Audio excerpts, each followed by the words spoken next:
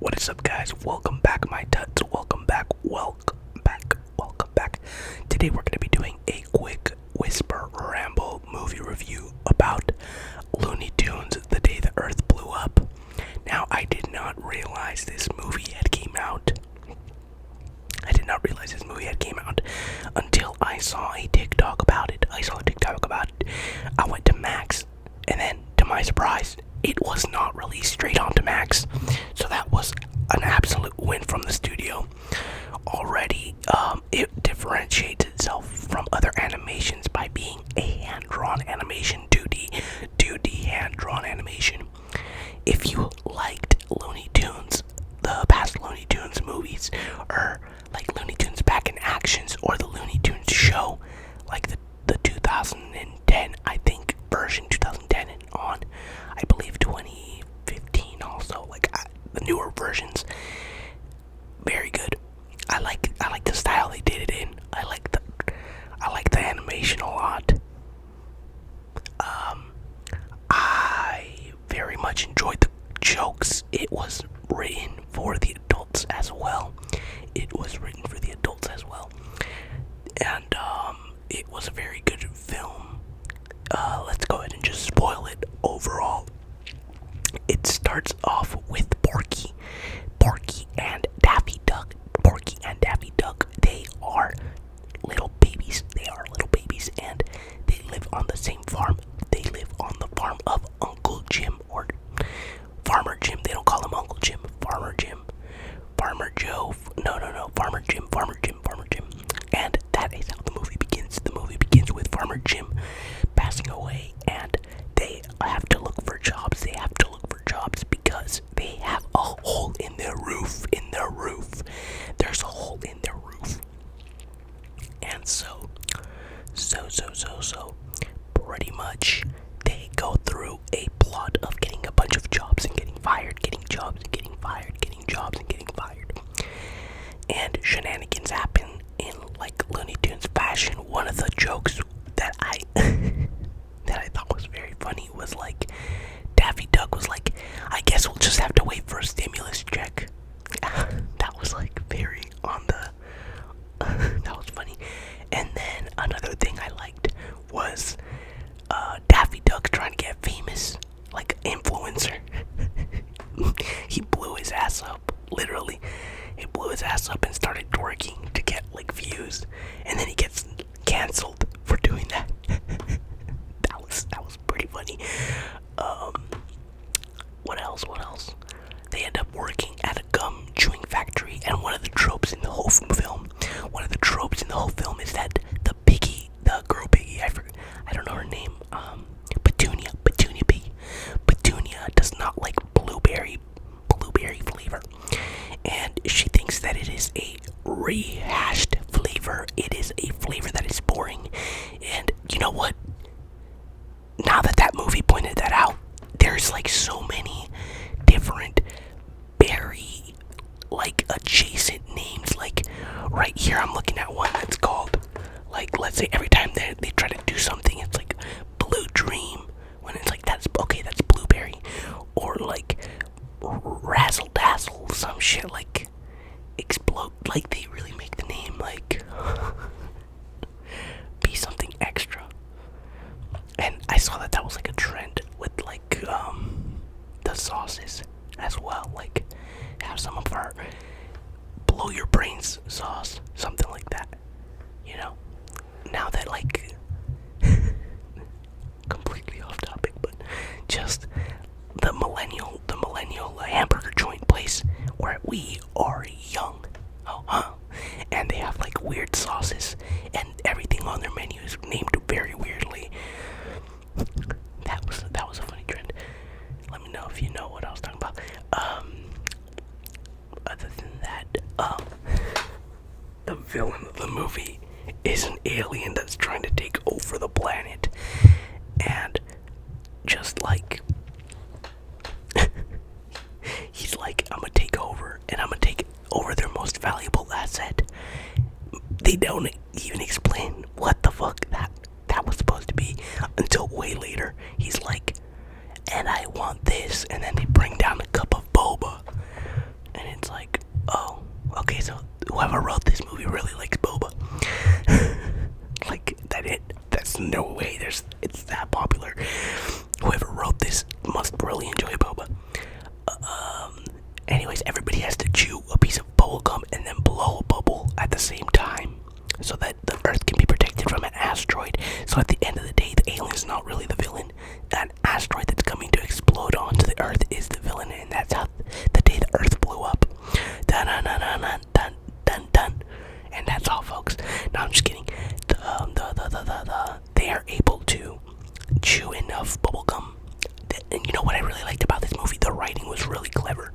There was something that came up early in the film, where the alien accidentally purchases the wrong thing, and that ends up coming back to help them in the final climactic ending of the film. Overall, I really liked the movie. I gave it like a 7 out of 10. It was an empty theater. It was just me and the kids. And I feel like every movie recently is flopping. Like Snow White it won the box office, but it's not doing good. I think it opened to 43 million. Let's see. Let's open up. Let's see how much. Keep in mind, this Looney Tunes movie cost nothing to make it. It was like 15 million. The only error was they didn't market it for nothing. They did not market Looney Tunes the day the Earth blew up at all, and that was crazy. Let me see. How much has Disney's Snow White made in the box office this weekend? Let's see. Okay, so Disney's live-action Snow White remake opened in theaters March 21st, 2025, estimating 43 million. Yeah, I said 42 million. Okay. And it approximately made 87 million globally this weekend. Okay, so that's globally, but just here in the United States, it only made 43 million. And, it opened more than Mufasa, but it's not sounding like it's gonna do good. And I think, you know what, this just shows Disney should just go lean in completely to right-wing America. They just need to lean it, because, Snow White actress really blew. This movie could have been a big opening weekend.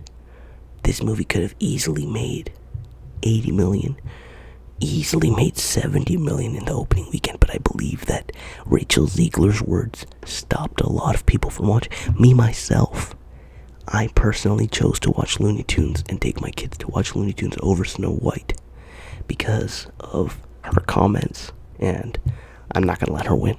She can win by other people, but not by me. I don't think, I don't know. Her post after the election, now I'm getting all political, but anyways, yeah, Snow White should flop. Don't go watch Snow White, go watch Looney Tunes, which, let me see how much did Looney Tunes the day the Earth blew up cost to make, and how much did it make this weekend, globally and domestically? Let's check this out. It seems like there might be no, there's not a typo. No,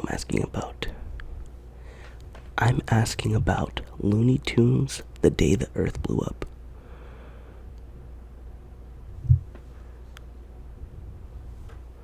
Let's see. This is not picking up my voice. I think also Porky is played by the same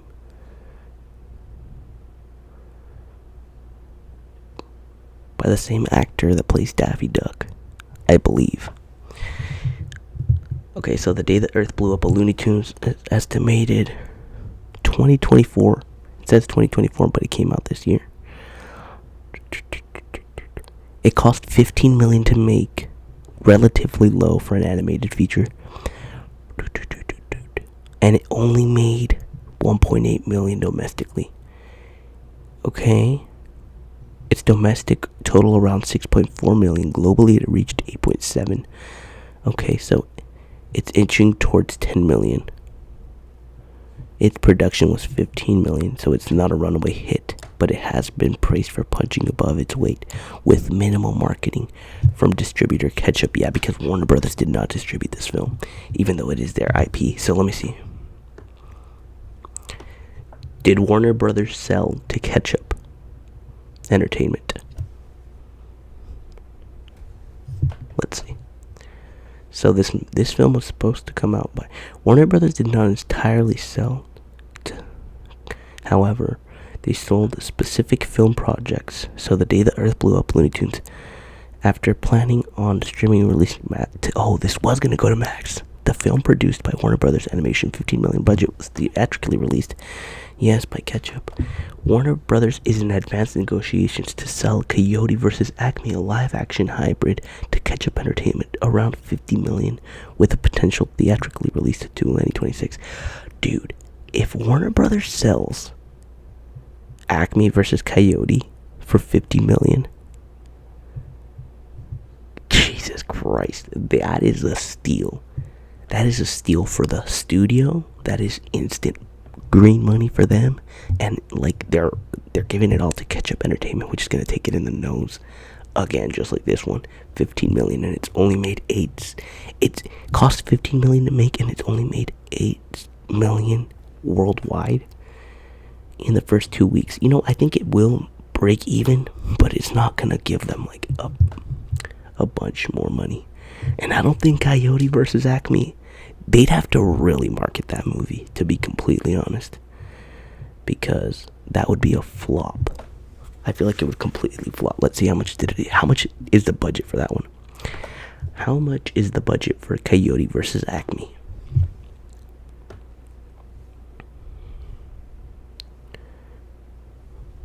Because if they're selling it for $50 million, how much would the budget be for the movie? Let's see, like $25 million, $70 million. Okay, so it's reported to be a $70 million movie. Warner Brothers' decision process regarding its release. Note that this amount covers production costs, does not include expenses like marketing. Yep, so they'd be okay. So they're selling it for $50 million. It already cost $70. They'd be losing $20 million on the film. Warner Brothers completely. They lost already $20 million. Initially, they shelved. Okay, so they got a tax credit. Warner Brothers got a tax credit off of Coyote.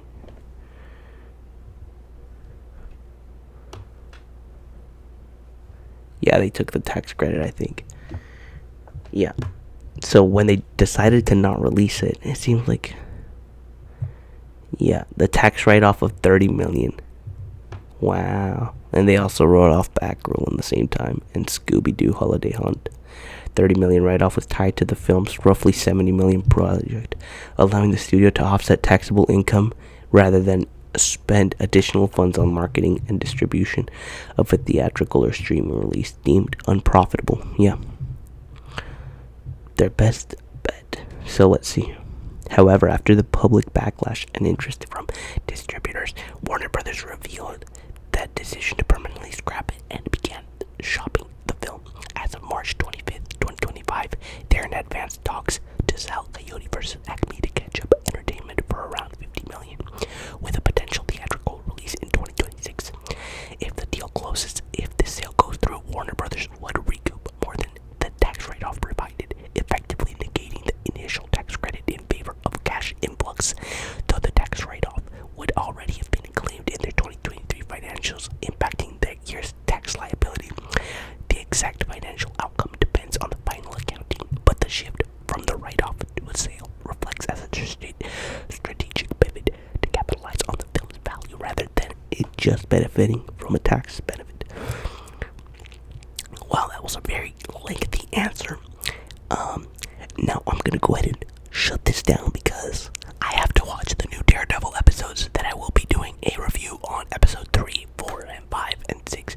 Oh wait, no, 4, 5, and 6, because 5 and 6 just dropped. I did a review 1 through 3, and then, okay, yeah, so I'm gonna be doing a 4, 5, and 6 episode catch-up review, spoiler details, whisper talk, whisper ramble. Thank you very much for joining me on this film review and film ramble ASMR experience with TUT'S.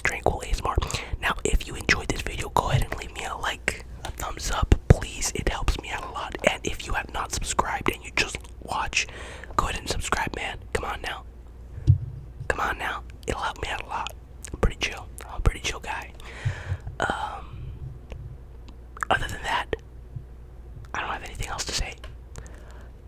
Stay tuned for that Daredevil video and another Marvel Rivals Whisper gameplay 10